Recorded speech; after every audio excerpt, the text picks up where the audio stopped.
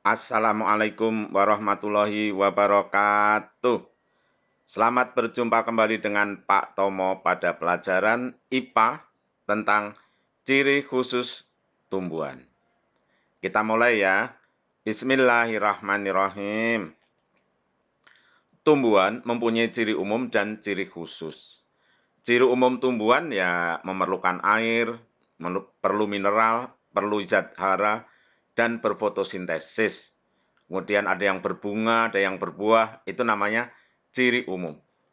Nah, ada juga ciri khusus, itu hanya dimiliki oleh tumbuhan tertentu. Tumbuhan apa yang memiliki ciri khusus ya?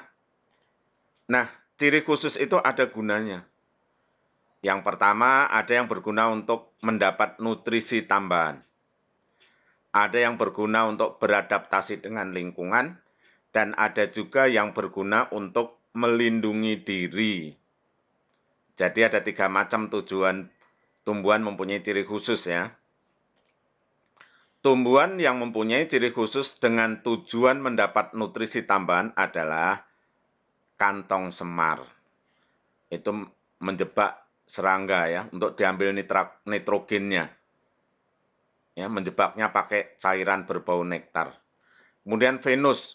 Venus menjebak serangga dengan dijepit. Tujuannya sama untuk mengambil nitrogen. Kita lihat sekarang ya gambarnya. Nah, ini adalah gambar kantong semar. Kantong semar di dalam sini ada cairan berbau nektar. Nektar itu madu ya. Nah, akibatnya gara-gara ada cairan berbau nektar, nanti ada serangga pengen masuk ke sini. Pas masuk ke sini kejebak, kepleset, kena kecemplung di cairannya itu nggak bisa keluar, lalu mati dan membusuk. Mati dan membusuk, napas membusuk itu diserap nitrogennya. Ulangi ya, serangga mencium bau nektar, padahal bukan nektar sih, baunya aja. Masuk ke sini, kejebak, nggak bisa keluar, busuk. Nah, kalau udah busuk, cairan serangga yang busuk mengandung nitrogen, diserap oleh kantong semar. Nah, ini gambar kantong semar ya. Kantong semar ini tumbuhan yang cukup jarang ya. Tapi ada sih yang jual harganya sekitar 400 ribuan di arah itu dari Pondok Gede ke arah Skuadron Halim itu ya, sebelum Lubang Buaya, itu di pinggir jalan mungkin ada yang jual kantong semar. Nah, kalau beli boleh itu dipamerin ke teman-temannya, dibawa ke sekolah. Insya Allah kalau memamerkan kantong semar itu dapat pahala. Kalau pamer kekayaan, dosa. Tapi kalau pamer kantong semar gitu, biar orang pada tahu kantong semar kayak apa, dapat pahala. Ini kantong semar ya, menjebak serangga untuk diserap nitrogennya kalau udah busuk. Sekarang kita lihat Venus. Nah, ini Venus nih. Ini tanaman Venus.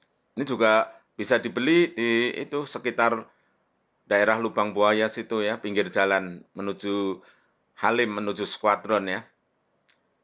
Ini serangganya ada yang nempel di sini kejebak. Habis kejepit, mati, kejebak.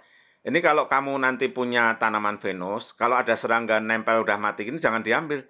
Karena biar busuk dan nitrogennya diserap oleh Venus itu ya. Nih, Venus ini serangganya sudah mati habis kejepit. Tadi ini jepit gitu nih. Jepit, mati ya. Nanti membusuk terus diserap. Sekali lagi kalau itu Bapak mau beli tanaman Venus, ada serangga mati kejepit gini, jangan diambil serangganya. Biar busuk nanti menjadi tambahan nutrisi bagi Venus. Nah, ini pas Venus jepit ini. Ini pas Venus jepit. Ini serangga ini lalat apa ya? Ini matanya kelihatan. Iya, dia udah nggak bisa keluar lagi. Aduh, gimana ini? Nah, sebentar lagi mati. Mudah-mudahan masuk surga dia ya. Nah, itu adalah Venus. Menjebak serangga, tujuannya yaitu mendapatkan nitrogen. Ada juga ciri khusus untuk beradaptasi dengan lingkungan. Bukan untuk cari makan ya. yaitu pohon jati, pohon randu, pohon mahuni, pohon kedondong, pohon bako, terate, enceng gondok, kaktus. Ya, mari kita lihat ya. Pohon jati, ini adalah pohon jati. Pohon jati menggugurkan daunnya pada musim kemarau. Tujuannya untuk mengurangi penguapan.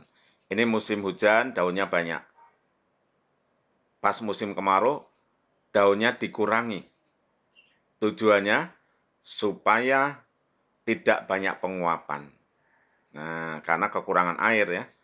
Pas banyak air, daunnya subur. Pas kekurangan air di musim kemarau, daunnya digugurkan, dirontokkan. Istilah merontokkan daun namanya meranggas. Ini pohon randu. Pohon randu juga sama, menggugurkan daunnya di musim kemarau. Musim hujan kayak gini, musim kemarau, digugurkan daunnya, seperti tidak berdaun. Nah, ini adalah pohon bakau. Kalau pohon bakau, tujuan menyesuaikan dengan diri dengan lingkungan, yaitu ini menahan gelombang. Ini suka ada ombak kencang, dia bertahan dengan akar namanya akar tunjang. Akar tunjang. Akar tunjang adalah akar yang menghujam langsung ke dalam tanah. Padahal dari dahan ini dari pohon yang dari batang yang agak tinggi langsung masuk ke tanah. Jadi akarnya itu asalnya dari pohon masuk ke dalam tanah. Nah, ini gunanya untuk memperkuat batang biar tidak roboh kalau kena ombak. Di samping itu ada juga akar napas di bagian atasnya ini. Akar napas berguna untuk mengambil oksigen. Sedangkan akar tunjang berguna untuk menahan hempasan ombak. Ini pohon terate. Pohon terate, tanaman terate ya, ini punya daun yang lebar. Daun yang lebar dan tipis berguna untuk mempercepat penguapan. Mengapa pohon terate mempercepat penguapan? Karena dia terlalu banyak air, maka harus diuapkan biar tidak membusuk. Di samping itu, pohon terate itu mempunyai batang berongga untuk supaya bisa mendapatkan oksigen, untuk menyimpan udara dan oksigen, lalu disalurkan ke akar. Ini daunnya di permukaan air, batangnya di dalam sana ya. Kalau ini enceng gondok, menyesuaikan diri dengan mempunyai batang berongga atau bergelembung. Tujuannya supaya bisa mengapung. Di samping ini akarnya ini banyak ini supaya tidak terguling, dia punya akar yang banyak, yang mengapung dalam air ya. Enceng gondok ini namanya. Mempunyai batang bergelembung. Tujuannya supaya bisa mengapung di air. Ini pohon talas. Dia termasuk pohon yang hidup di tempat lembab, sehingga daunnya lebar dan tipis. Daun yang lebar dan tipis ini untuk mempercepat penguapan. Tetapi pas musim kemarau, tempatnya jadi kering, dia akan menggulungkan daunnya. Nah, ini adalah kaktus. Kaktus hidup di tempat kering atau xeropit ya. Xeropit hidup di tempat kering, kekurangan air. Sehingga daunnya kecil-kecil, bahkan seperti berubah kayak duri ya. Nah, perubahan pada bentuk fisik luar namanya adaptasi morfologi ya. Ini daunnya itu kecil-kecil, ini bukan duri, sebenarnya daun yang mengecil ya. Daunnya mengecil tujuannya untuk mengurangi penguapan. Kalau itu airnya tersimpan di batang. Daunnya tidak terlalu membuang air karena kecil-kecil banget. Ini juga kecil, pohon kaktus ya. Ini sepertinya tidak berdaun. Ini sebenarnya daun, ini kecil-kecil banget. Orang bilang duri, padahal ini daun yang mengecil, berbentuk seperti duri, tujuannya mengurangi penguapan. Nah, adaptasi dari bentuk luar disebut adaptasi morfologi. Sekarang ciri khusus untuk melindungi diri terdapat pada mawar, putri malu, bambu, nangka. Mawar punya batang berduri, tujuannya supaya tidak dimakan oleh kambing, sapi gitu ya. Batangnya berduri. Nah, batang yang berduri ini termasuk adaptasi morfologi. Putri malu. Putri malu ini kalau disentuh daunnya menguncup. Nah, jadi maksudnya melindungi diri. Disentuh, daunnya menguncup. Nah, dia juga punya duri. Jadi untuk melindungi diri, dia punya duri dan kalau disentuh menguncup. Nah, peristiwa putri malu disentuh menguncup itu adaptasi tingkah laku. Ini bambu. Bambu melindungi diri dengan bulu-bulu gatal. Ini bulu-bulunya di sini nih. Kalau kita sentuh gatal. Dia masih muda nih ya. Masih muda, banyak bulunya nih kalau disentuh gatal. Tujuannya apa? Ya biar nggak diganggu. Karena ini enak, ini bisa dimakan. Nah, supaya nggak dimakan, dia ini punya bulu-bulu gatal. Kalau udah gede, bulu-bulunya pada hilang karena dia udah kuat. Udah nggak enak dimakan. Ada juga tumbuhan yang beradaptasi dengan tujuan menarik serangga, yaitu Rafflesia arnoldi. Ini Rafflesia arnoldi, ini menarik serangga dengan mengeluarkan bau busuk. Kalau serangganya datang, bukan dimakan, tapi biar membantu penyerbukan. Ya, biar membantu penyerbukan. Habis itu serangganya pergi lagi, tidak mati ya. Ada bau busuk, lalat-lalat datang membantu penyerbukan terus pergi lagi. Tidak memakan serangga ya. Ya, adaptasi digolongkan menjadi 3, yaitu 1, morfologi.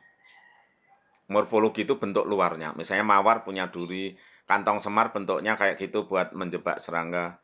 Terate daunnya lebar dan tipis supaya mudah menguapkan air. Kaktus daunnya sangat kecil mengurangi penguapan. Bentuk luarnya morfologi. Ada juga adaptasi fisiologi. Adaptasi fisiologi itu organ dalamnya yang menyesuaikan diri. Misalnya kantong semar itu mengeluarkan dari dalam, dia mengeluarkan cairan berbau nektar, itu dari dalam, namanya fisiologi. Rafflesia mengeluarkan bau busuk, itu dari organ dalam, namanya fisiologi. Ada adaptasi tingkah laku, misalnya pohon jati menggugurkan daunnya, itu namanya tingkah laku. Pohon randu menggugurkan daunnya, tingkah laku. Putri malu gimana tadi putri malu? Menguncup, itu juga tingkah laku. Lalu tumbuhan, berdasarkan habitatnya, itu ada yang disebut xerofit, tumbuhan yang hidup di tempat kering, misalnya kaktus. Ada juga yang hidrofit, hidrofit tumbuh di tempat basah, atau di air, tumbuh di air, misalnya terate. Ada juga tumbuhan yang hidup di tempat lembab, namanya hygrofit grow, pakai G, hygrofit, itu talas misalnya. Jadi ada xerofit, kering, hidrofit, pakai D, air, dan hygrofit, tempat lembab. Ya, sampai di sini dulu pembahasan tentang ciri khusus tumbuhan. Sampai ketemu lagi pada pelajaran berikutnya. Jangan lupa ikuti terus bimbel Pak Tomo. Subscribe dan like. Assalamualaikum warahmatullahi wabarakatuh.